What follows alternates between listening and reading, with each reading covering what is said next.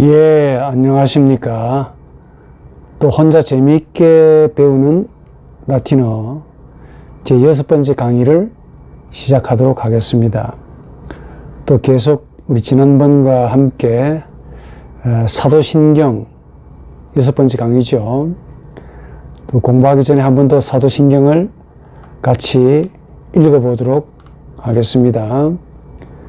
Credo in Deum Patrem omnipotentem, Creatorem coeli et terrae, et in Iesum Christum Filium eius unicum, Dominum nostrum, qui conceptus est de Spiritu Sancto, natus ex Maria Virgine, passus Pontio Pilato, crucifixus, mortus et sepultus, descendit ad inferna, tertia die resurrexit a mortuis, ascendit ad coelos, sedet ad dextram Dei Patris omnipotentis, in de ventrus est judicare vivos et mortuos, credo in Spiritum Sanctum, sanctam ecclesiam catholicam, sanctorum communionem, remissionem peccatorum, caris resurrectionem, et vitam aeternam. 아멘. 오늘은 tertia die resurrexit a mortuis에 대해서 생각을 혹은 신학적으로 숙고해 보기로 원합니다. 사실은 이제 부활에 대한 이야기인데 오늘 강의가 조금 길지도 모르겠습니다. 자, 문장을 만나면은 뭘 찾으라 그랬습니까? 동사가 제일 중요하죠.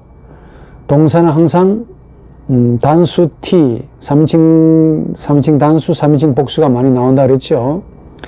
3인칭 단수는 반드시 T, 3인칭 복수는 NT로 끝난다 그랬습니다. 동사꼬리 여러분들 한 번 더 이제 말 안 해도 되겠죠. 아실 거라고 보고. 자, 그러면 T로 끝나는 게 눈에 팍 보이죠. resurrexit가 보이네요. T로 끝났죠. 아하, 그러면 T로 끝나면은, 예, 단수 복수? 뭡니까? 단수죠. 몇 인칭? 1인칭 아니죠. 1인칭은 O 아니면 M입니다. 2인칭은 S죠. 3인칭 T. 복수 1인칭 무스, 2인칭 티스. 3인칭 복수 NT니까, T로 끝났으니까 3인칭 단수입니다. 그가 혹은 그녀가 그것이 레수르렉시트 한다라는 그 말이죠. 자, 동사를 찾았으면 주어를 찾아야 될 텐데 주어를 여러분들이 좀 찾기가 쉽지 않을 것 같아요. 오늘 수사가 나오는데 미리 말씀을 드리죠. 다시 주어는 동사 자체가 가지고 있는 주어를 쓰기도 하고 또 그 여의치 않으면은 앞에서 찾으라고 했습니다. 생략되어 있기 때문에. 생략법을 잘 모르시면 힘들 겁니다. 한 번 더. 생략은 줄창하는데 라틴어는 앞에서 찾거나 안 되면 에세 동사를 집어넣거나 그렇게 하면 대체로 말이 되게 되어 있습니다. 자, 그가 레수렉시트 한다라는 말인데 주어는 사실은 쿠이입니다. 쿠이. 앞에 문장. 한참 앞인데 문장이 길다 보니까 좀 찾기 힘들죠. 쿠이. 지난번에 관계대명사 단독으로 사용되면 지시대명사로 사용된다고 그랬는데 사실은 관계대명사죠. 선행사는 크리스툼이 됩니다. 그리스도. 자, 그러면 쿠이를 집어넣어야 됩니다. 완벽하게 문장을 만들면은 쿠이 테르티아 디에 레수렉시트 아 모르투이스. 참고로 여기서 라틴어는 어순이 없기 때문에 그냥 갖다 써도 됩니다. 어순이 없습니다. 자, 그러면은 오늘 테르티아, 자, 우선 하나하나 분석해 볼 텐데 오늘 여러분들이 처음 배울는지 모르겠습니다. 이 수사에 대해서 공부를 할 텐데 다 수사를 공부하려면 힘들어요. 근데 나올 때마다 공부하는 게 제일 좋습니다. 테르티아, 자, 수사인데 수사가 뭔지 압니까? 경찰 수사 말고 그냥 수사, 숫자를 나타내는 그 품사인데 이게 기수가 있고 서수가 있습니다. 영어하고 똑같아요. 영어가 여기서 나왔지. 그런데 기수가 있고 서수가 있는데, 기수는 하나, 둘, 셋, 넷, 다섯 이렇게 숫자, 사물의 숫자를 나타내고요.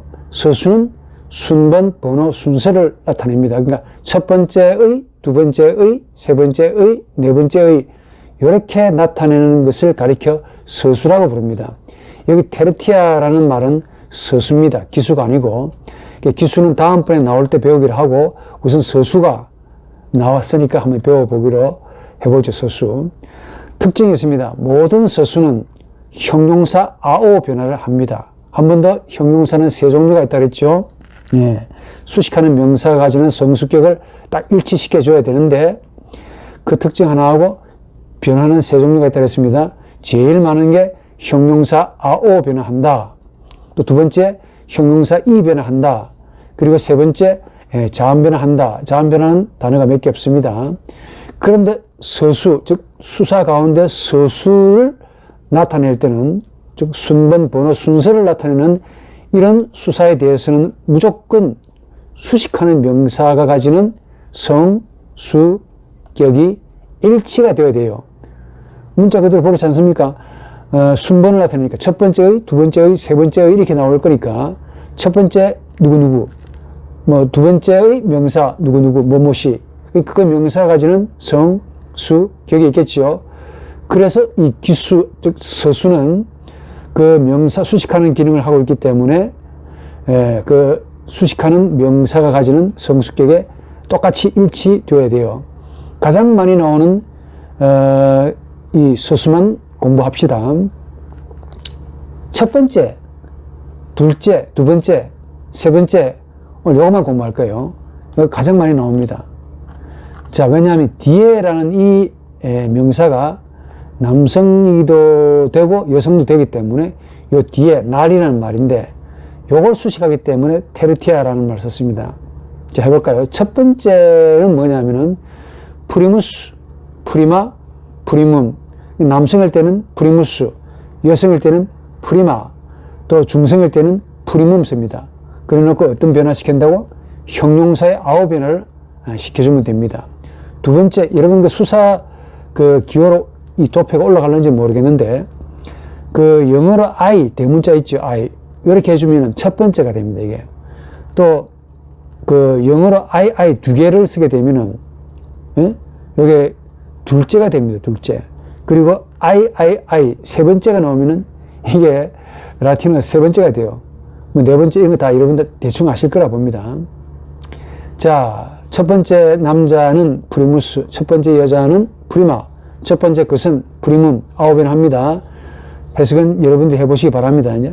자, 이 격은 프리미, 프리메, 프리미, 뭐 첫 번째 남자의, 여자의, 것의, 삼격 프리모, 프리메, 프리모, 사격 프리문, 프리맘, 프리문, 중성이니까 일사 똑같죠? 오격은 프리모, 프리마, 프리모, 복술격 프리미, 프리메, 프리마, 중성 복수는 항상 아로 끝나죠? 이격은 뭐 첫 번째 사람 남자들의 여자들의 뭐 것들의 프리모름, 프리마름, 프리모름, 삼격 프리미스, 프리미스, 프리미스, 삼호 똑같습니다. 사격은 프리모스, 프리마스, 프리마, 중성 일사 똑같죠? 오격은 삼격하고 똑같으니까 이하 동문. 자, 세쿤두스, 세쿤다, 세쿤둠, 두 번째의, 둘째의 이라는 뜻입니다. 일격, 세쿤두스, 세쿤다, 세쿤둠. 뭐, 두 번째 남자는, 두 번째 여자는, 두 번째 것은, 아홉 변합니다. 세쿤디, 세쿤데, 세쿤디. 두 번째 남자의, 여자의, 것의. 세쿤도, 세쿤데, 세쿤도. 세쿤둠, 세쿤담, 세쿤둠. 세쿤도, 세쿤다, 세쿤도. 복술격, 세쿤디, 세쿤데, 세쿤다. 세쿤도름, 세쿤다름, 세쿤도름. 세쿤디스, 세쿤디스, 세쿤디스. 사격, 세쿤도스, 세쿤다스, 세쿤다. 중성이니까 일사 똑같죠?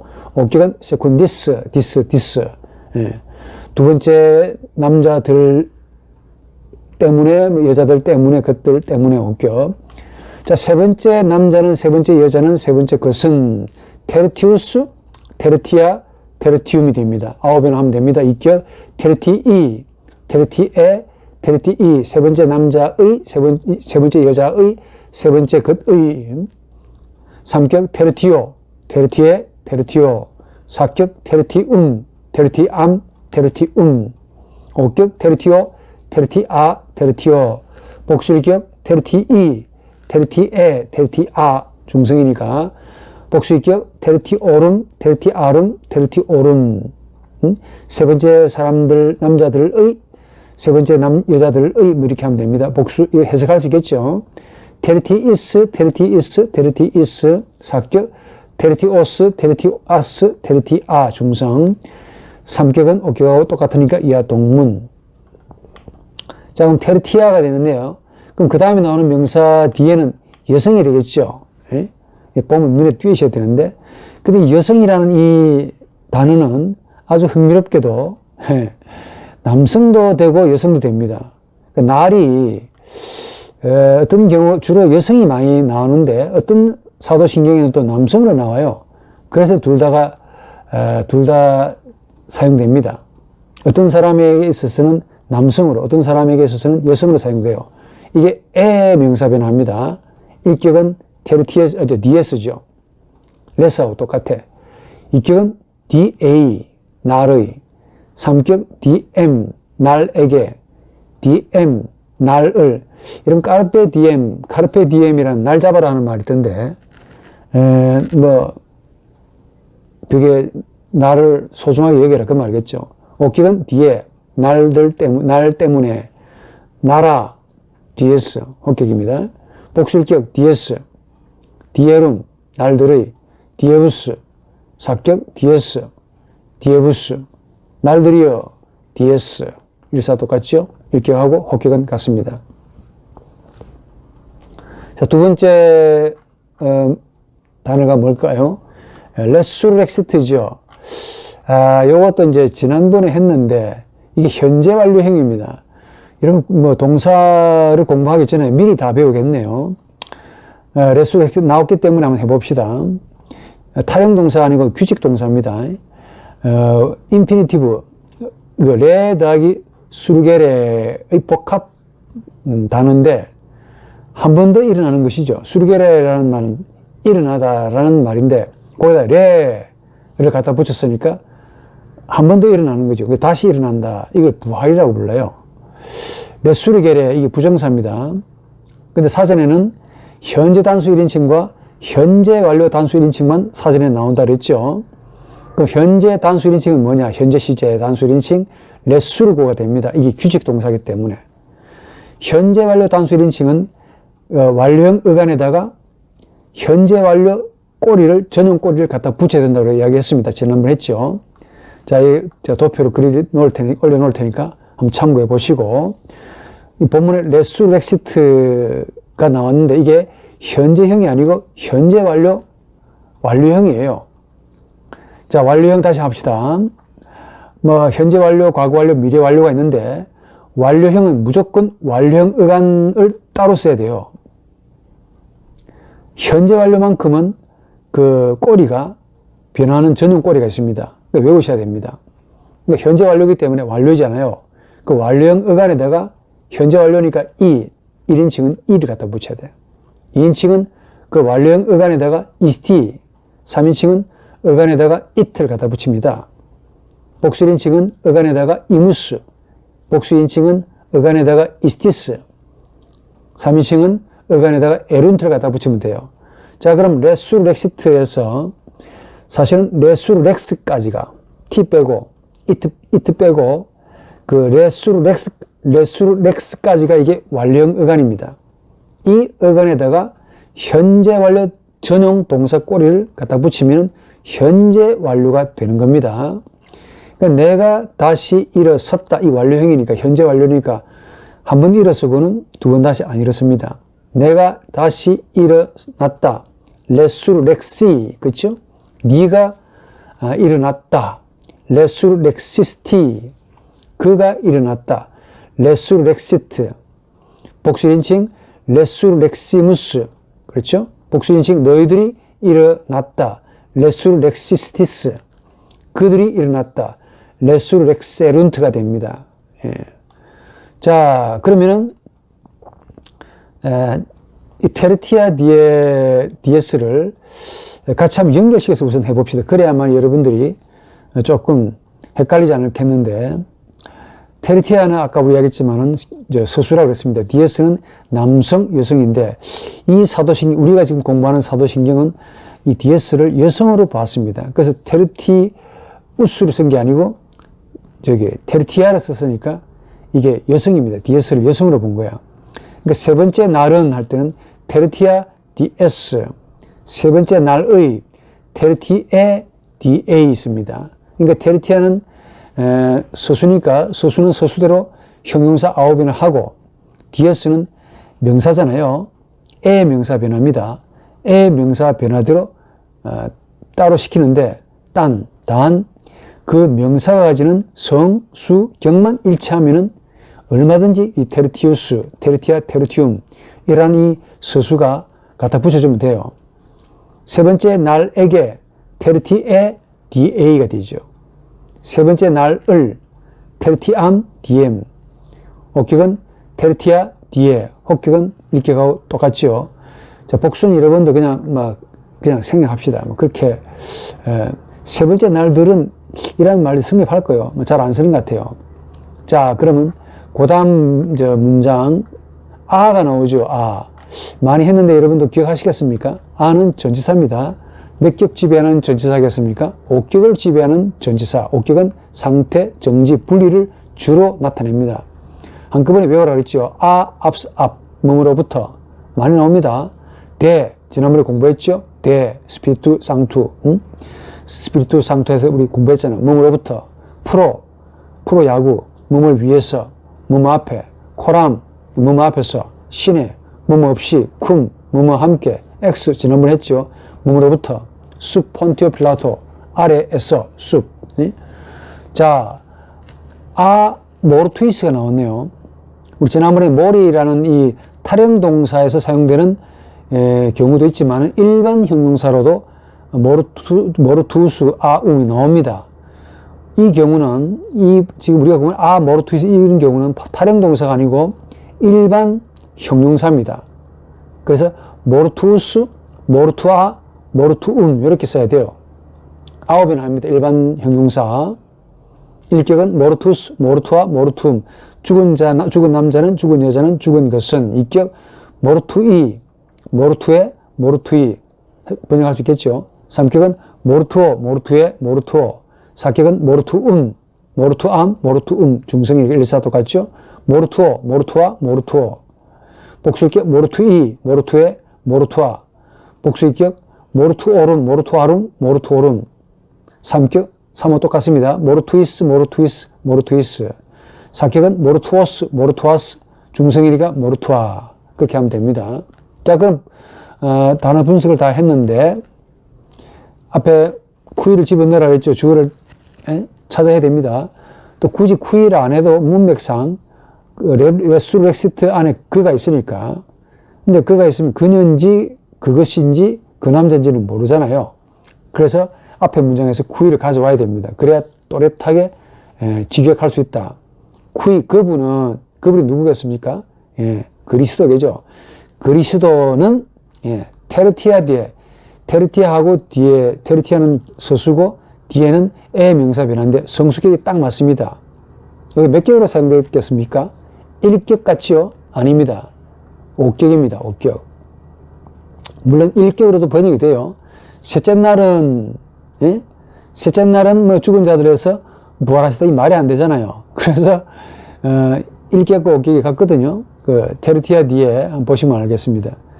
셋째 날에 원래 5격의 그 용법 가운데 어디에 무엇으로 말미암아 무엇보다라는 다양한 뜻이 있는데 탈격을 따로 공부할 때 공부하기로 하고 주로 날짜, 시간, 해 이런 걸 쓸 때는 주로 5격으로 많이 사용됩니다. 대체로 100% 아닙니다. 그러니까 셋째 날에, 세 번째 날에 그 말이에요. 세 번째 날을 위하여 그렇게 해도 괜찮고 그리스도는 세 번째 날에 테르티아 뒤에 레수렉시트 현재 완료입니다. 다시 일어나셨다요. 이제 두 번 다시 안 일어나십니다. 어디로부터 모르투이스 아는 옥격을 지배하죠. 모르투이스는 남성, 복수, 여성, 중성, 복수, 옥격을 나타냅니다. 그러니까 죽은 자들, 혹은 죽은 남자들, 죽은 여자들, 죽은 것들 전부 통칭해서 죽은 자들로부터 그리스도는 셋째 날에 다시 일어나셨다라는 그런 이제 단순한 번역이 되겠는데,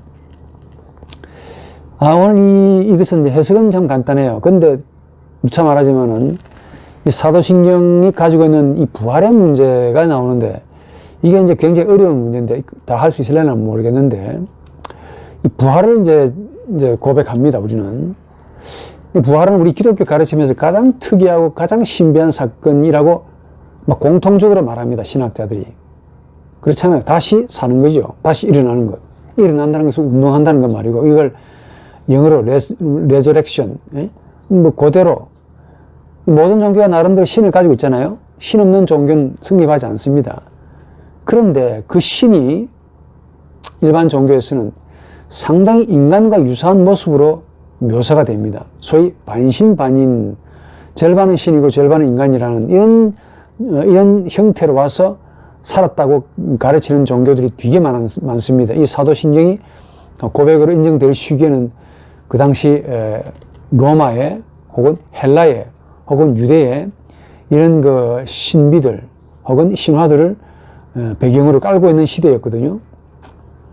여러분 혹시 수메르라는 그 나라를 아는가 모르겠는데, 수메르를 세운 초대 왕이라고 하는 사람이 길가메슈라는 사람입니다. 이 양반도 반신반인이야. 그리고 또 헤라클레스 아시죠? 그리스 신화에 등장하죠. 예? 헤라클레스 힘이 엄청 좋은 양반도 절반은 신이고 절반은 인간이에요. 그러니까 이 신화의 내용을 보면은 공통적으로 신이라는 분이 인간을 향해 인간을 사랑하는데 욕망을 가져요. 그래가지고 그 인간을 임신을 시킵니다. 특히 여자를 좋아하네. 이 그리스 로마 신들은 이 남성적인 신들인데 대체로 여성들을 좋아해요. 인간 여성을 좋아해요. 그래가지고 임신을 시키네. 그래 자식을 낳습니다. 그 낳은 자식들은 전부 다 반신, 반인이고 영웅들이라고 부르죠. 이게 신화죠. 그런데 이 기독교 참 특이하단 말이에요. 신이, 하나님이라는 분이 피조물이고 또한 죄인들인데, 이런 인간을 위해서 죄인의 형상으로 몸이라는 옷을 입고 오셨고, 성령으로 또 나아가서 그 피조물이면서 죄인을 위해 기꺼이 자신을 죽이신다는 이 가르침이고, 그러니까 십자가의 도 혹은 십자가의 로고스 투 테우라고 하는데, 바울은 이걸 십자가의 말씀이라고 불렀어요. 이 십자가의 말씀은 우리 기독교밖에 없을 겁니다. 하나님이 죄인과 피조물인 이 인간을 위해서 기꺼이 자신을 십자가에 달고 죽여버렸다는 거 아닙니까? 이런 가르침, 이게 생명력이 있는 가르침이 복음이라고 그러죠. 그리고는 그렇게 죽은 분이 다시 일어나셨다, 부활하셨다라는 점을 선포한다는 가르침이 이 기독교밖에 없어요.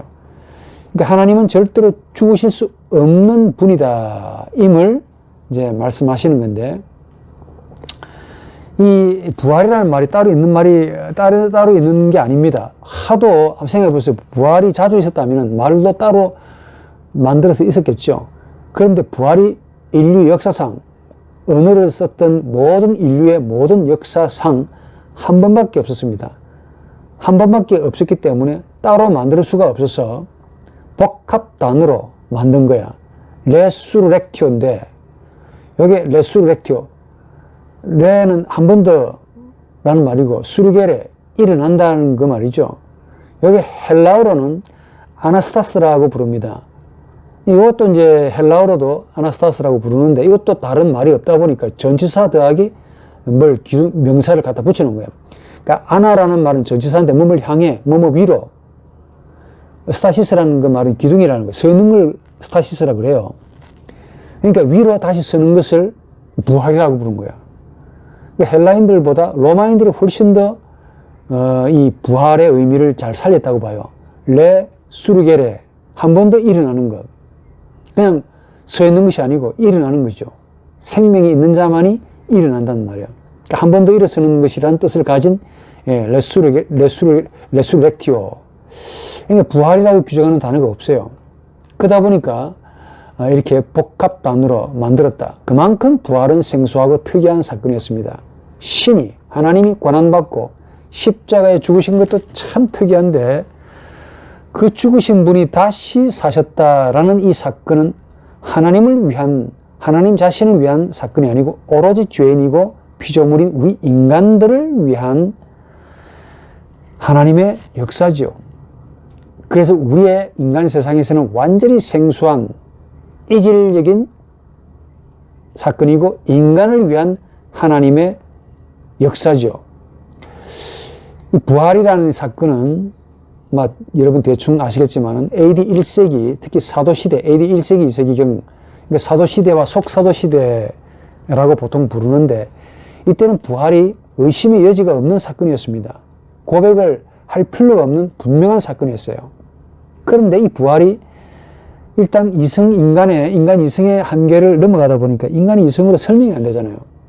부활을 직접 본 사람들이 그 증언 때문에 이제 있었던 건데, 부활의 산 증인들, 예수의 제자들, 그리고 많은 사람들이 봤죠. 500여 형제들이 동시에 봤습니다.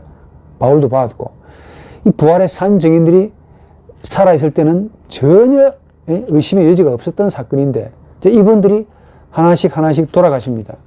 그러면서 동시에 과학과 이성의 눈으로 이 부활 사건을, 과거에 일어났던 부활의 사건을 대하기 시작하면서 문제가 생기기 시작했던 거예요. 한마디로 부활은 알다시피 다시 사는 이 생명의 역사는 우리 인간의 이성의 한계를 넘어가는 사건이죠.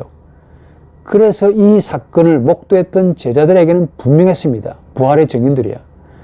그 제자들의 증언들을 믿지 않는 자들에게 선포하라고 예수께서 오순절 성령까지 허락해 주셨습니다. 사도행전 1장 8절에 뭐라고 나옵니까? 예수께서도 뭐라고 제자들에게 성령이 너에게 임하시면 예루살렘 온 유다와 사마리아 땅끝까지 내 증인이 될 것이다 라고 성천하시면서 명령을 주셨죠. 그런데 세월이 지나가니까 속사도 시대가 지나가고 교부 시대가 오고, 교부 시대까지만 해도 부활의 사건은 그다지 의심의 여지가 없었던 사건으로 받아들여집니다. 왜냐? 사도신경이 대략 우리 지난번에 공부했듯이 750년경에 로마에서 공인되었다고 했죠. 그게 그렇다면은 만약에 부활이 그 시대도 의심스러운 사건이었다면은 분명히 사도신경이 부활을 고백할 때 굉장히 풍성하게 자세하게 고백을 했을 겁니다. 그래서 그럴까요? 그 당시까지만 해도 750년 이 사도신경이 공식적으로 공인될 때까지만 하더라도 이 부활의 사건은 그렇게 놀라운 사건 혹은 의심의 여지가 있는 사건으로 취급이 되지 않았던 것 같아요.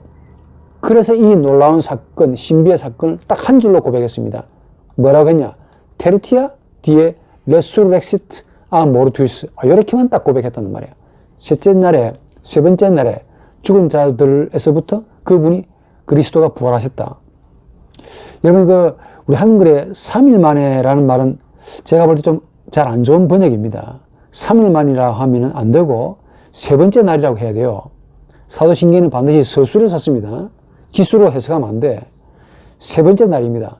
금요일 돌아가셨죠? 금, 토, 일, 주일날. 딱 세 번째 날입니다. 3일 만이라는 말은 굉장히 애매하고도 해석의 여지가 많은 별로 좋은 해석이 아니라고 봅니다. 세 번째 날에 그분께서 그리스도께서 죽은 자들 가운데, 특히 죽은 자들 가운데서 부활하셨다. 근데 여기서 흥미로운 점이 뭐냐면은 우리 지난번에 Descendit ad Inferna를 공부했는데 요게 이 부활의 사건이 테르티아 디에 레수렉시트 모르투이스라는 이 부활의 사건이 Descendit ad Inferna 바로 다음에 나온다는 겁니다. 이게 무슨 말이냐면은 순서를 보면은 지금 기독론의 순서입니다. 성령으로 잉태하셨죠? 그 다음에 고난당하시죠? 죽으시죠? 매장되시죠? 아래 세계로 내려가십니다. 그 다음에 셋째 날에 다시 일어나심으로 고백하고 있다는 겁니다. 근데 가만 내용을 보십시오. 전부 굵직굵직한 사건들로 배열되어 있지 않습니까? 성령으로 잉태하심, 고난당하심, 죽으심, 예? 매장, 아래 세계로 내려가심, 부활. 이것만 해도 얼마나 지금 굵직굵직하잖아요. 우리 기독론의 핵심적인 고백이죠. 그런데 그 앞에 테르티아 디에라는 말이 좀 불필요하다는 느낌이 들지 않습니까? 세 번째 날에 그 말 없어도 괜찮습니다. 무슨 말이냐면 세 번째 날 없어도 괜찮아요. 그냥 레수렉시트 모르투이스 해도 말이 됩니다.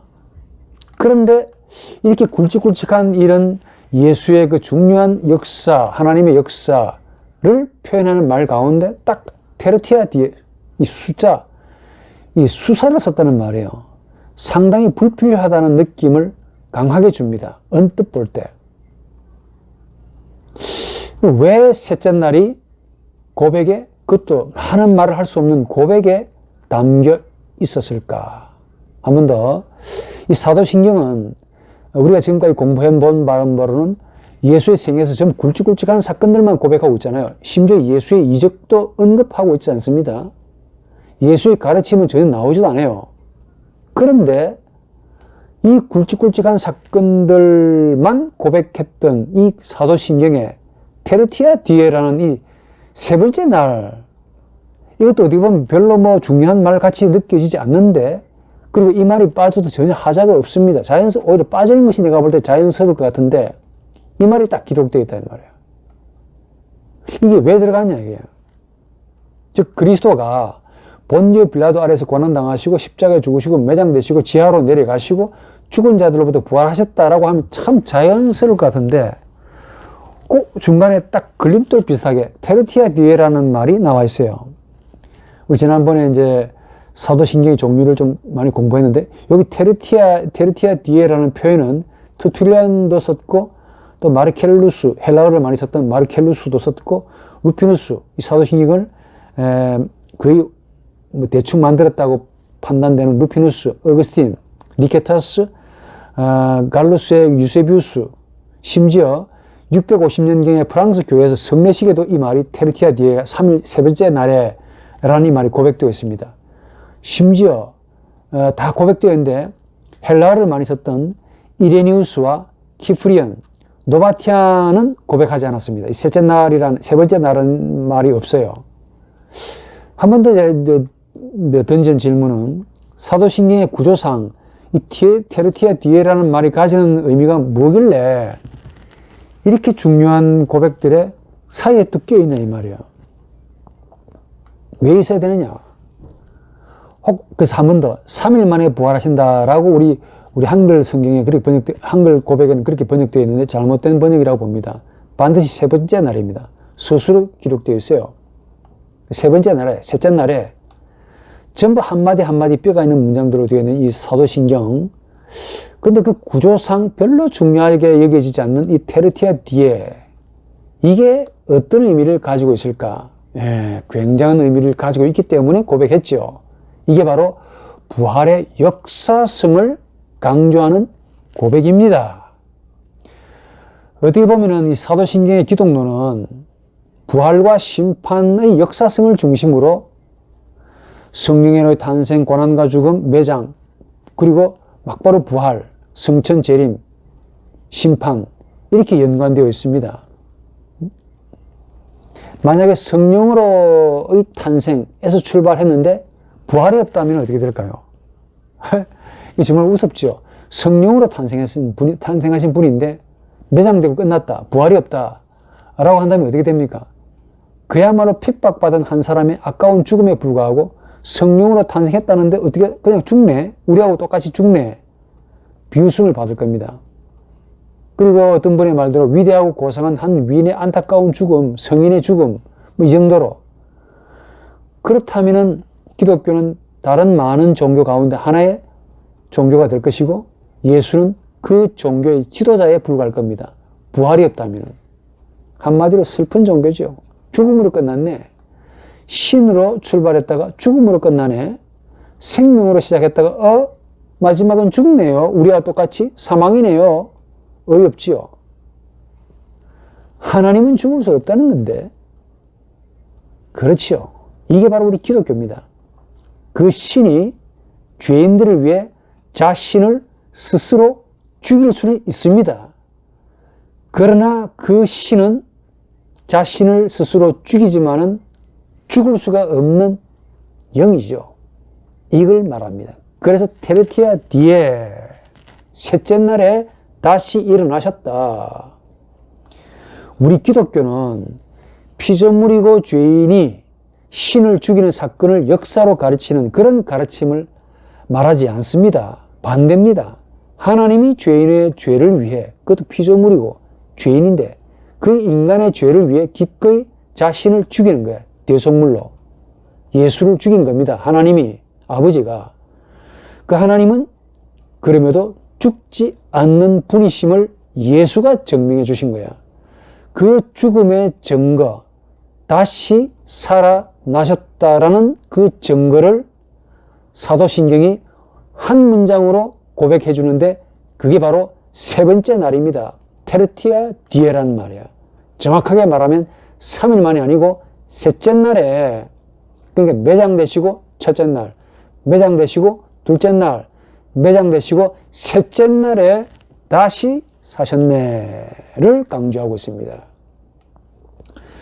이 고백의 저자들은 죽으시고 부활하셨음을 셋째 날로 명시합니다. 그만큼 고백이 역사적인 시간 안에 일어났다는 것을 증언하고 있습니다. 그게 바로 테르티아 디에가 가지는 암묵적인 역사성을 증거하고 있어요. 예, 이 루터와 칼빈은 부활의 역사성을 당연히 고백하지요. 루터에 의하면 그리스도의 부활은 실제로 in Wahrheit, 실제로 일어났다라고 주장합니다. 왜냐? 하나님은 죽은 자의 하나님이 아니라 바로 산 자의 하나님이시라고 루터는 확신하기 때문이죠. 그리고 이와 함께 그리스도의 부활과 함께 그리스도인의 부활도 루터는 확신합니다. 마치 수면에, 죽음은 수면에 해당하는데 이 그리스도의 부활로 그리스도인이 하나님에 의해 다시 깨어날 것을 루터는 주장합니다. 그러니까 모든 자들은 루터에 의하면 몸으로 부활합니다. 그러니까 루터는 그 당시 로만 캐톨릭이 믿었던 그 연옥교리 중간자 상태죠. 연옥교리를 비판하면서 신앙 안에서 사망하는 모든 자들은 사망한 후에도 곧바로 그리스도의 품에 잠자고 있다고 믿었어요. 그리고 다시 깨어날 것을 약속받고 안식한다라고 말합니다. 루터 한 말이 있는데 최후의 심판 때 그리스도는 인간을 몸뿐 아니라 사망의 잠에서 깨워서 그리스도인에게 축복을 주신다라고 말하면서 그리스도인은 사망한 후에도 그리스도의 품에서 잠자고 있다가 예수가 오셔서 무덤을 두드리며 말하기를 마틴 박사여 일어나라고 할 때까지 자야 한다. 그때 나는 순간 부활할 것이며 영원히 그분과 함께 기쁘게 있을 것이다 라고 주장합니다. 칼빈도 당연히 부활의 역사성을 전제로 신학을 펼치지요. 성도는 이 땅 위의 나그네 생활입니다. 그리고 하나님의 연합이 인생의 최대의 목적이고 소망이죠. 부활은 그것을 이루는 가장 구원의 완성이라고 봅니다. 그리고 재림을 통해서 이제 구원은 완전히 이루어지는데 칼빈은 이 부활의 역사성을 이제 말하면서 믿지 않는 자들을 이제 많이 좀 나무랍니다. 주로 철학자들이 이성을 많이 의지하면서 이성적으로 이 부활을 믿으려고 하니까 이성적으로 납득이 안 되잖아요. 그래서 신앙으로 이 부활을 믿어야 한다라고 말하지요. 주로 이 마음속에 역사하시는 성령께서 이 부활 사건을 역사적인 사건으로 믿게 한다는 겁니다. 이제 그러면서 이 칼빈이 부활의 역사적인 사실을 증명하는 것을 한 몇 가지로 설명하는데 첫째는 빈무덤이죠. 이 빈무덤이 현대 신학에서 조금 문제가 됩니다. 두 번째는 씨를 뿌리면은 그 씨가 썩어서 곡식이 다시 봄에 일어나는 돋아나는 현상을 우리가 보죠. 이런 현상에서도 부활의 모습을 볼 수가 있다라고 봅니다. 칼빈은. 또 세 번째는 이방인들에게 남아있는 소위 매장의 풍습도 부활을 증거한다고 봐요. 이런 매장이, 물론 매장 의식은 무익하지만은, 그러나 왜 매장을 하느냐? 공통적으로 우리 마음속에, 인간들 마음속에 부활의 형성이 있다라고 생각하기 때문에 그들이 매장한대요. 그래서 장래의 풍습은 일종의 일반 은총으로서 성령께서 믿음의 중요한 비밀들을 알게 하시는 하나의 도구다라고 봅니다. 그런데 이런 부활의 역사성을 증명하는 고백이 이제 근대로 넘어가면서부터 현대로 오면서 이제 시간이 흐르죠. 많은 신학자들에 의해서 다양한 각도로 곡해되기 시작합니다. 특히 다 아시는 바대로 근대와 현대에 이르러서는 소위 한 200년 동안 유럽의 역사, 신학사를 뒤흔들어 놓았던 소위 역사적 예수가 있습니다. 이것과 함께 부활의 역사성도 많이 의심되고 있어요. 그러니까 고대 당시에는, 아니 최소한 중세까지만 해도 이 부활의 역사성에 대해서 전혀 의심의 여지가 없었는데, 특히 근대 이후로 자연과학의 발달로 이 신비에 해당되는 문제들이 이성을 주무기로 하는 과학의 검증 대상이 되기 시작합니다. 특히 그 가운데 하나가 이제 부활이고 역사적 예수 문제고, 이게 문제가 되는 이유는 바로 해석학의 발달 때문에 그래요. 해석학은 진리와 실제성과의 분리 혹은 분리될 수 없다라는 이 문제로 이제 비약하면서 해석학의 문제가 대두되는데, 원래 이성으로 신앙을 검증하려는 학문적인 시도라고 할 수 있죠. 그러니까 해석학은 이렇게 구분합니다. 실제로 일어나는 팩트가 있고, 두 번째는 그 팩트를 해석하는 작업을 구분해야 한다라고 봐요. 그러니까 팩트라고 불리우는 이 실제성은 진리고, 문제는 이 진리, 팩트를 해석하는 자가 누구냐? 인간이다. 근데 인간이 여러 가지 많은 선입견과 편견과 나름대로의 어떤 전통과 어떤 그 신앙 고백을 이미 전제로 이 팩트를 해석하고 있다라고 보는 겁니다. 그러니까 실제로 일어나는 팩트와 그 팩트를 해석하는 인간 사이에 구분하자라고 이제 하면서 해석학이 발달해요. 진리가 뭐냐면은 팩트하고 그 해석이 일치가 되어야만이 진리라고 보통 말합니다. 해석학자들이, 이런 근대 이후로 현대 신학자들이. 왜냐? 진리란 보편 타당해야 되고 절대적이어야 되지 않습니까? 그런데 실제로 일어나야 하는 팩트가 있어야 되고, 그 팩트를 모든 사람들이 실제로 일어났구나 라고 인정해야 한다는 겁니다. 이 두 가지가 일치해야만이 진리가 된다라고 믿어요. 해석을 하는 분들이. 틀린 말은 아닌데. 근데 문제는 어떤 자연과학적인 어떤 그 가시적인 현상에 대해서는 이게 문제가 없는데, 문제는 초자연적인 신적인 해석을 과연 이런 해석학적인 문제로 진리가 될 수 있느냐라고 이제 의문을 제기해 보면은 문제가 좀 심각해집니다. 왜냐? 부활이 그 가운데 중심에 서 있어요. 부활은 우리 인간의 이성적으로 납득이 되거나 또 이성의 검증으로 확립될 수가 없는 어떤 역사적인 사실이죠. 이게 이제 문제라고 말이죠. 현대인들에게 부활이 이게 과연 이성적으로 납득할 만하냐라고 이제 질문할 때 문제가 생깁니다. 그러니까 사도신경을 고백할 시기에는 이 부활에 대한 고백을 거부하는 경우가 극히 없었습니다. 당연히 믿었습니다. 한 번 더 중세까지만 해도 초대교회는 말할 것도 없고, 속사도 교부시대 그리고 중세에 이르러서도 이 부활이 자명하다 혹은 역사적인 사실이라는 사실에 대해서는 반론의 여지가 없고 거의 의심의 여지가 없었습니다.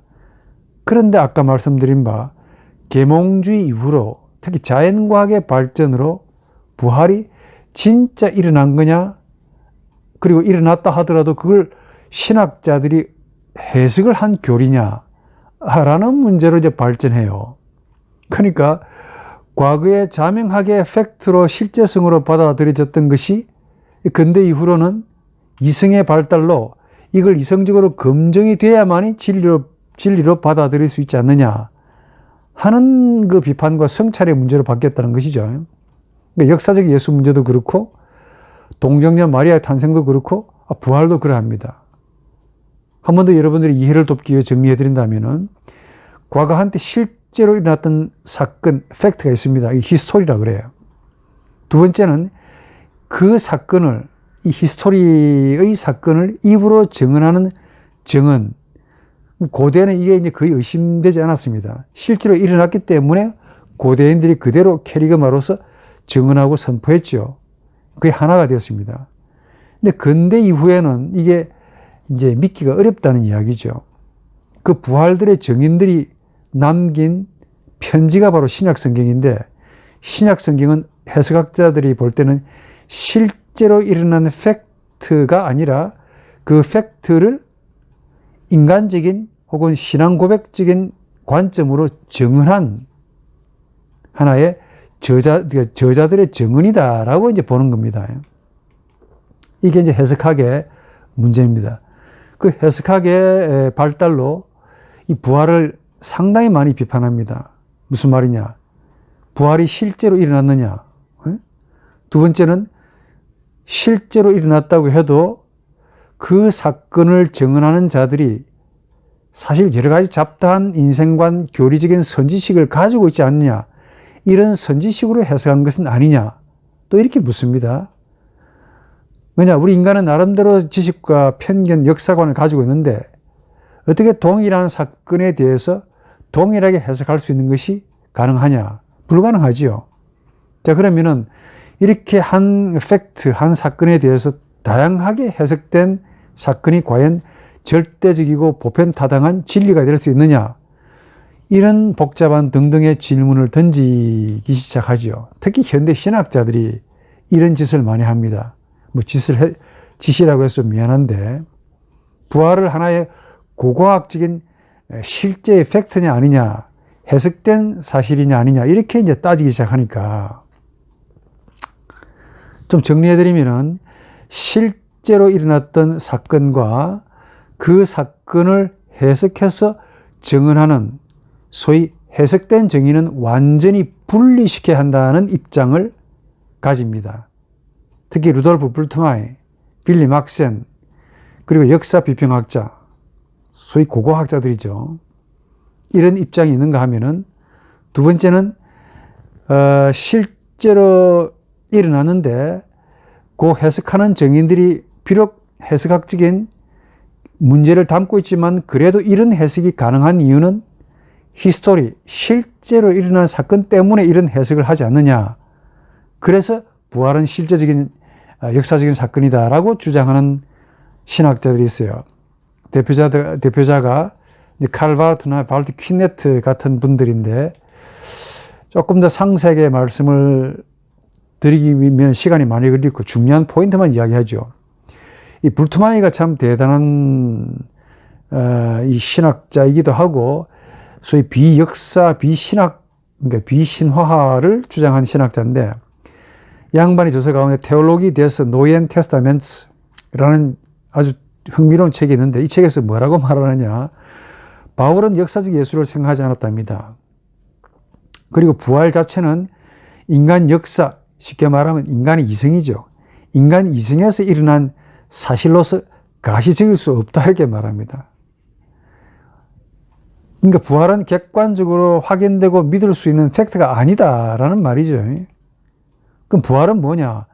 부활을 목도한 정인들의 고백의 신앙에 기초한다라고 말합니다.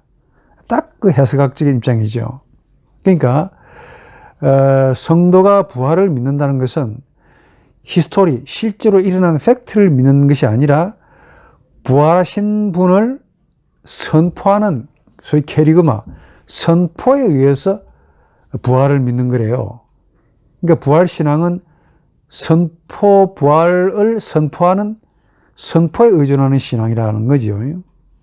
그러면서 양반이 단적으로 말하는데, 불트마이가 십자가의 말씀을 향하는 것이 부활절이고, 그리고 예수는 소위 선포라고 하는 캐리그마에서 부활하셨다. 우리식으로 말하면 새마을 운동의 부활이죠. 과거에 우리 새마을 운동이 있었잖아요. 그 새마을 운동을 지금 다시 부활시키면 그게 부활이 되는 거예요. 불투마리가 말하는 이 부활신앙은 마치 새마을 운동의 부활처럼 목회자가 부활신앙을 가지고 성도들에게 선포를 하면은 실존적으로 서로 하나가 되어가지고 그로 인해 우리 성도들이 부활신앙을 가지게 된다라는 입장입니다. 이 불투마이가 한 말이 있는데, 만약 히틀러가 50번을 죽고 다시 산다고 해도 나는 그를 하나님의 아들로 존경하지 않을 것이다. 그리고 만약 복음서가 그리스도의 부활에 관한 모든 언급을 지웠다고 해도 나는 그만큼 더 쉽게 부활신앙을 가졌을 것이다. 그러면서 중요한 말이에요. 나는 십자가만으로 족하다라고 말합니다. 무슨 말이냐면은, 불투마이는 우리 인간의 이성의 범주를 넘어가는 사건인 부활은 그다지 의미 없다는 겁니다. 오히려 그리스도의 부활은 십자가 사건의 의미의 표현에 불과하다라고 말합니다. 부활의 사건은 십자가 의미를 위한 하나의 종속적인 개념이죠. 부활은 그 자체로는 아무런 의미가 없고 십자가를 뜻하는 죽음의 무력함을 강조하는 의미일 뿐이다라고 말해요. 결정적으로 이 불투마이가 한 말이 있는데, 부활은 오로지 십자가와의 관계에서 이해할 수 있다. 십자가에서 이해된다는 말은 부활이 십자가의 의미의 표현이다, 이렇게 말해요. Ausdruck der Bedeutsamkeit des Kreuzes. 이 말이 중요한데, 부활절 사건은 죽은 예수의 사건이 아니고 하나님의 행위로서 십자가의 말씀을 향하게 하고 그 십자가의 말씀의 효력을 드러내는 캐리그마의 사건이다라고 말하는 거예요. 그러니까 선포, 즉 캐리그마에서 그리스도의 십자가에 믿는 신앙을 가지게 되고 덤으로 부활절 신앙을 갖는 겁니다. 그러니까 불투마이가 하면은 부활은 죽은 예수의 사건이 아니고 또 다시 일어나신 예수의 사건이 아니죠. 오로지 그 예수를 믿었던 제자들의 부활절 신앙의 사건입니다. 그걸 선포할 때 그 선포를 듣는 우리가 실존적으로 그와 함께 참여할 때 우리도 역시 부활 신앙을 갖게 된다 하는 그런 정도의 부활이죠. 그러니까 완전한 히스토리의 사건으로서는 십자가만이 완전하고 부활은 하나의 덤으로, 그러니까 십자가의 의미를 하나의 활성화시켜주는 하나의 도구로만 부활이 있을 뿐이다. 뒤집어 말하면 부활이 없어도 십자가 하나만 가지고도 충분하다는 거 아닙니까? 왜냐?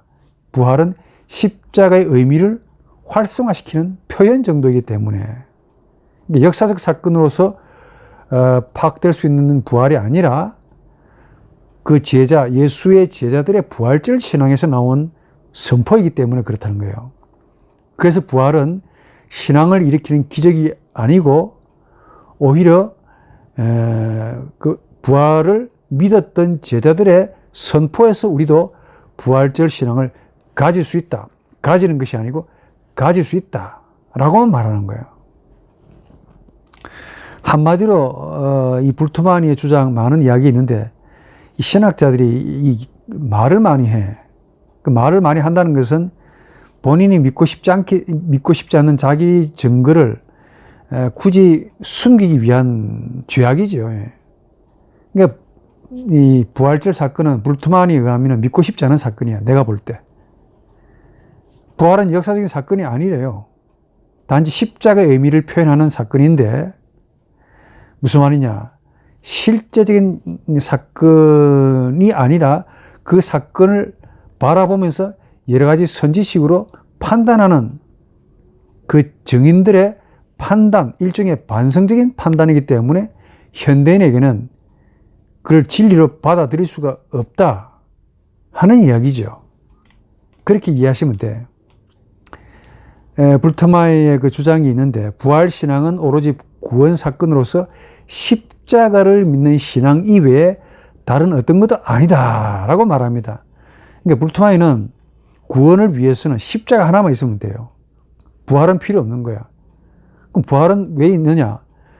있으면 좋고 없어도 괜찮은 그 정도의 사건인데 오로지 설교에서만 필요한 캐리그마고, 이 캐리그마에 우리 현대인들이 실존적으로 참여할 때 하나의 덤으로 가질 수 있는 신앙이다라고 말합니다. 그러니까 당시로 봐서는 굉장히 파격적인 이야기죠. 비판을 많이 받습니다. 불트마이가. 이 불트마이보다 한 걸음 더 나아간 이 빌리 막센이라는 사람이 있어요. 이 사람은 한 걸음 더 나아갑니다. 이 사람의 그 논문이 하나 있는데 Die Auferstehung Jesu als historisches und als theologisches Problem. 그러니까 역사적 그리고 신학적인 문제로서의 예수의 부활이라는 자신의 논문이 있는데, 이 양반 딱 이렇게 말합니다. 예수의 부활은 히스토리의 부활이 아니라 부활을 눈으로 본 자들의 주관적인 주장이다, 이렇게 말합니다. 이거 상당히 이제 해석하기 큰 문제를 가지고 있죠. 그러니까 무슨 말이냐면은, 정확하게 말하면은 그 예수가 다시 일어나신 것을 보았던 그 증인들의 예수에 대한 주장이라는 겁니다. 실제로 예수가 일어났다 안 일어났다를 지금 말할 수 없고, 우리가 가지고 있는 증거는 예수를 부활하신 분으로 눈으로 보았던 그 증인, 그 증인들의 머리를 또 이렇게 머리를 또 분해해 보니까 반성적인 해석이라고 하는 거예요. 그러니까 예수의 부활을 목도했던 제자들의 그 증언을 하게 되는 그 생각 선지식 속에는 뭐가 들어가 있느냐? 반성적인 혹은 신학적인 해석을 이미 가지고 부활을 증거했다고 보는 거예요.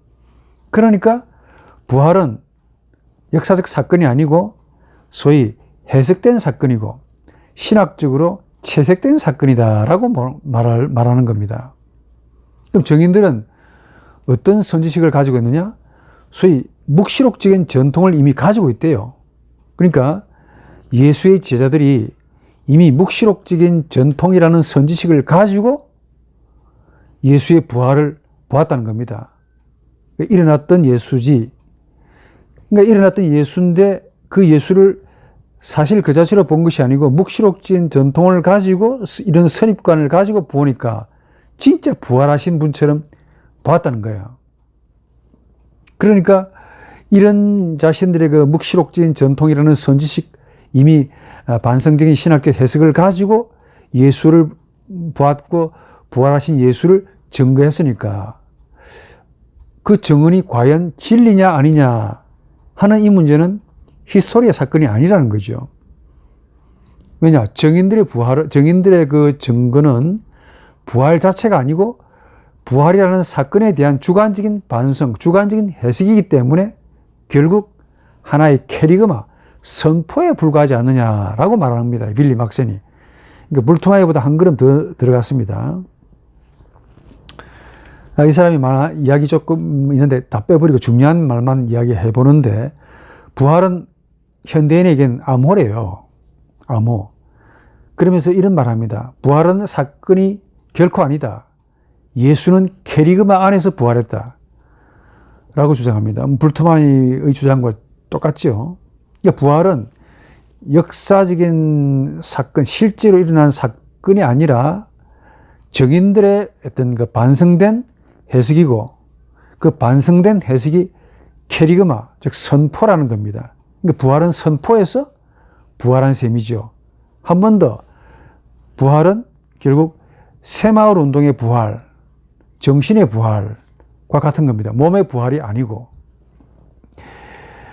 이런 그 불토마이와 빌리 막센의 이야기를 좀 읽다 보면은 흥미는 좀 생기는데, 한참 가다가 무슨 생각이 드냐면은, 이 좀 이상하다. 이게 신학자가 해야 할 말인지 아니면 고고학자가 해야 하는 말인지 때로는 분간이 안 됩니다.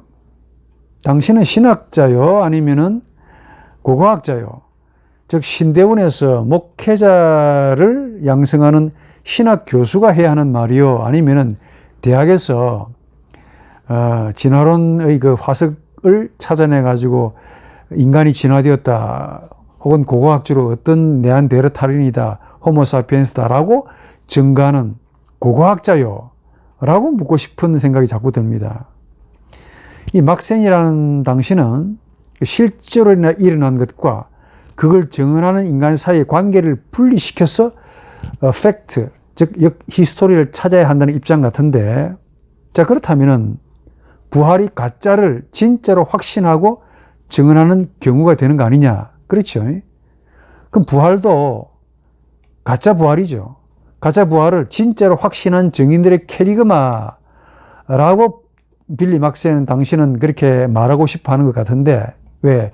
이미 묵시록적인 전통이라는 선지식을 가진 예수의 증언들이, 예수의 제자들이 증언이 캐리그마인데 거기에서 부활을 선포하니까 역사적 사실로서의 부활은 알 수 없는 것, 증명할 수 없는 사실이 되잖아요. 네, 그러면서 제가 이런 질문을 이제 빌리 막센에게 한번 던져보고 싶습니다. 당신의 아이디어도 나쁘진 않은데 과연 2000년 전의 고대인들이 당신만큼 영악했을까? 라고 심정적으로 한번 묻고 싶네. 당신, 빌리 막센 당신 자신도 하나의 가설이지 않냐, 이게. 마치 제자들의 증인들이, 제자라는 그 증언이 이미 그 묵시록적인 전통을 가지고 있다라고 판단했는데, 전제했는데, 당신의 그 전제도 하나의 가설이지 않냐, 이게. 제 말로 말하면은, 똑똑한 사람은 꼭 똑똑하게, 남도 그렇게 봅디다. 제가 자주 쓰는 말인데, 강아지는 강아지만큼 마주하는 상대방도 강아지로 봅니다. 인간이든 새든 심지어 하나님도 강아지 눈에는 또 다른 강아지로 볼 것 같아. 왜냐? 본질이 강아지이기 때문에. 잔머리 잘 굴리는 자는 어떤 사건을 보더라도 순수하게 보지 않고 자신의 잔머리만큼 해석을 합디다. 그렇잖아요. 2000년 전의 고대인들이 현대인만큼, 특히 불트마이나 빌리 막센 당신만큼 그렇게 잔머리를 잘 굴렸던 사람일까? 그렇지 않을걸요. 그 양반들은 보았기 때문에 증언했고, 증언했기 때문에 역사가 일어났고, 그리고 많은 증인들이 있잖아요. 이 양반들은 믿고 싶지 않은 거지, 이 사실을. 체험이 일어나지 않는 거야.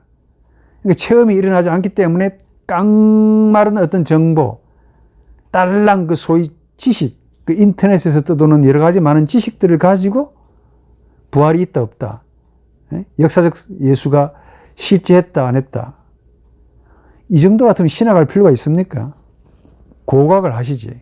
그 왜 신학자가 되는지 궁금해요. 물론 이래 가지고 신학계 센세이션을 일으켜서 스타가 된 건 사실인데 좋은 일에 좀 써야지 그런 식으로 스타가 되고 싶습니까? 두 번째 입장은 뭐냐면은, 이런 해석학적인 문제, 즉 증인들이, 부활을 증언하는 증인들이 이런 해석학적인 문제를 가지고 있지만은 증인들이 이렇게 부활이 있다, 증거한다라는 그 이유도 실제로 부활이 일어났기 때문이라는 겁니다.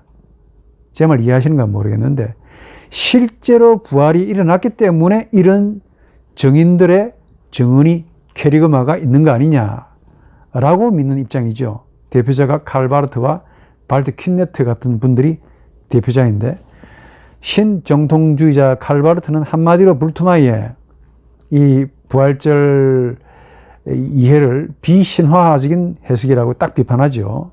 그러면서 바르트는 부활이 시간과 공간에서 현실적으로, 실제적으로 일어난 사건이다 라고 말합니다.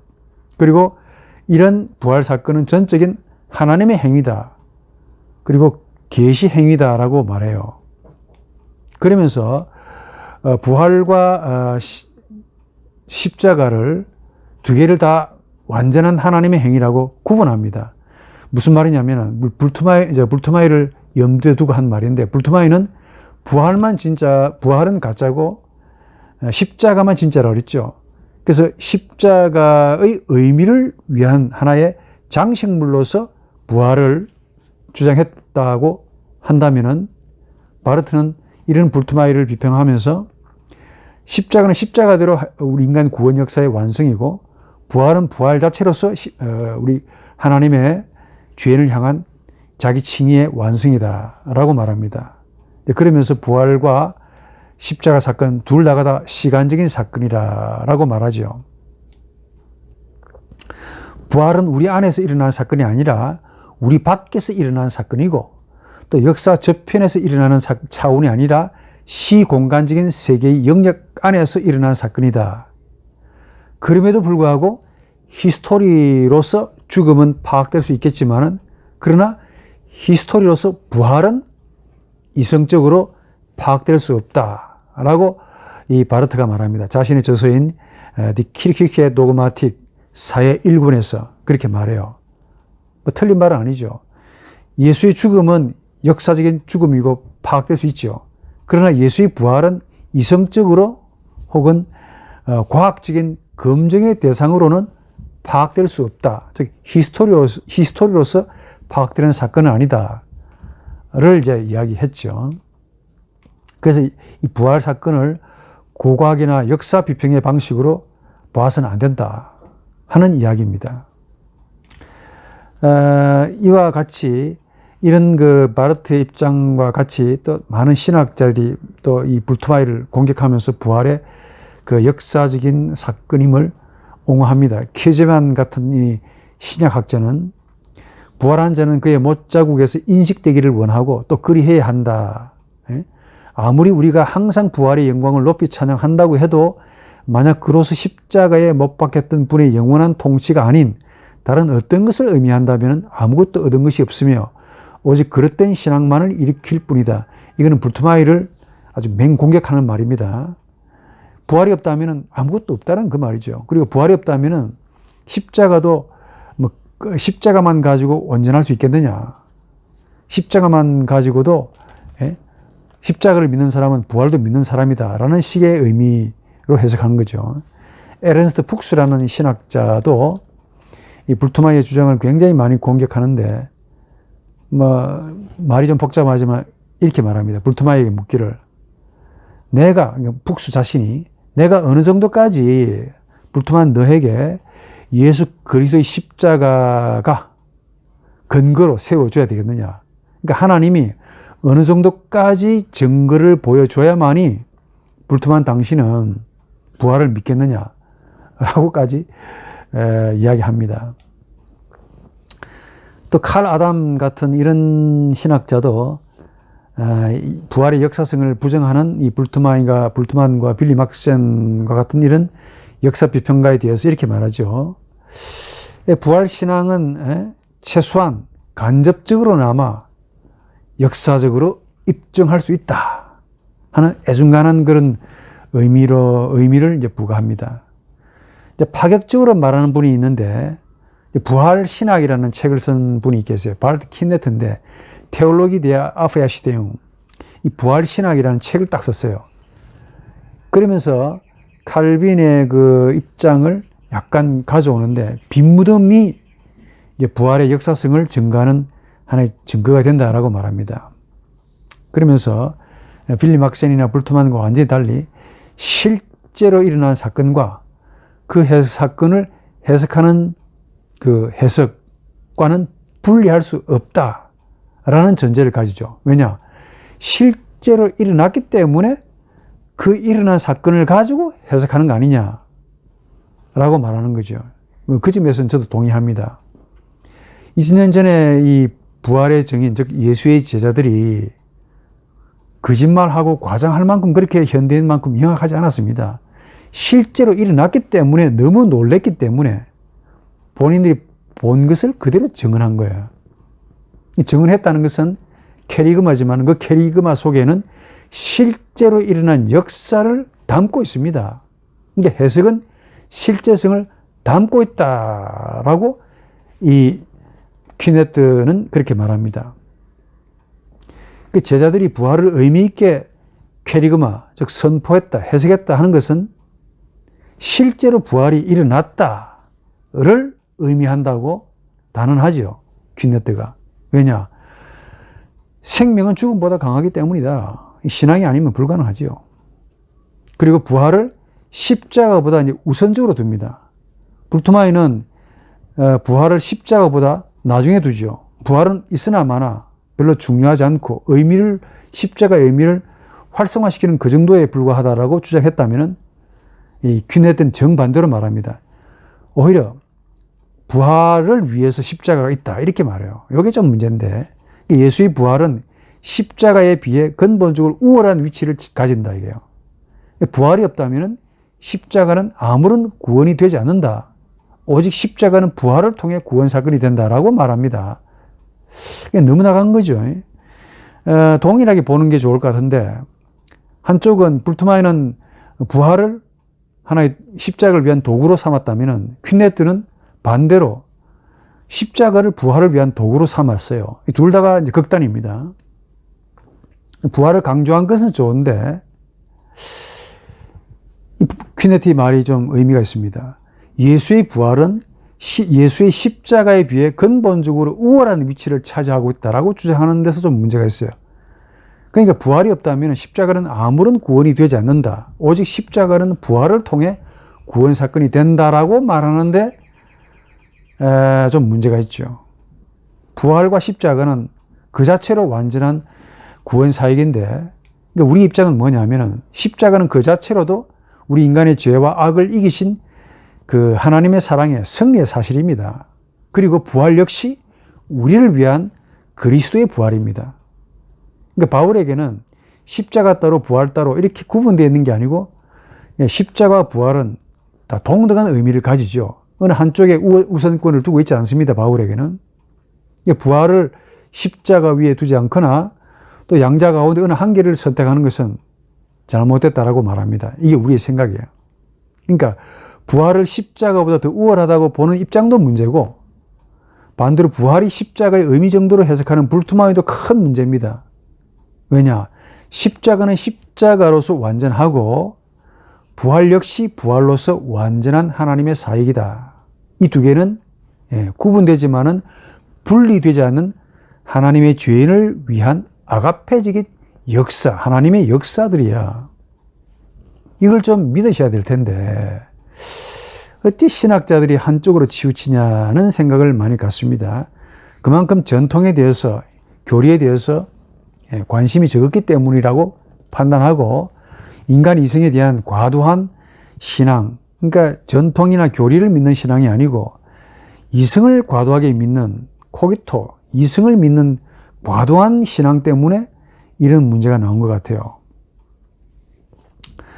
여기서 참고로 빈 무덤을 가지고 부활의 역사성을 입증할 수 있느냐 하는 문제를 취급하고 마칠게요.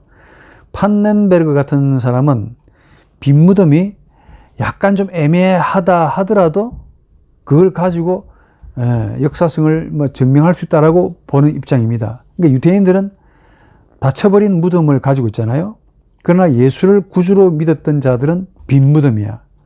그래서 어느 정도 역사적으로 개연성이 있다라고 말합니다. 슈타우퍼도 바울이 빈 무덤의 역사성을 알고 있었다라고 주장합니다. 피터 브룬너도 이렇게 말하죠. 빈 무덤으로부터 직접 부활한 분에 대한 신앙으로 인도하는 길은 없다. 그러나 그럼에도 그가 다시 살아났다는 확신으로부터 빈 무덤으로 되돌아가는 길은 있다라고요.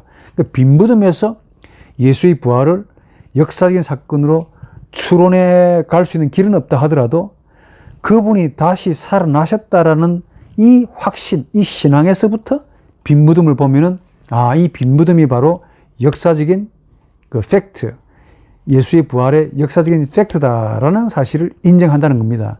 이 피터 브룬너가 칼빈주의자인 것 같은데 말의 의미가 있죠. 게하르드 에벨링은 한마디로 이렇게 말합니다.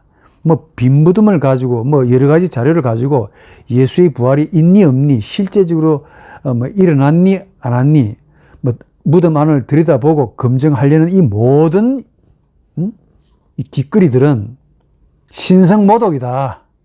한마디로 그렇게 말합니다. 이 에벨링도 굉장히 센 분입니다. 물론 이 에벨링이 칼 바르트한테도 공부도 했고 불트마이한테서도 공부도 했지만은 불트마이보다 칼 바르트에 많이 기울어진 것 같아요. 신성모독에 하지 마라 그 말이죠.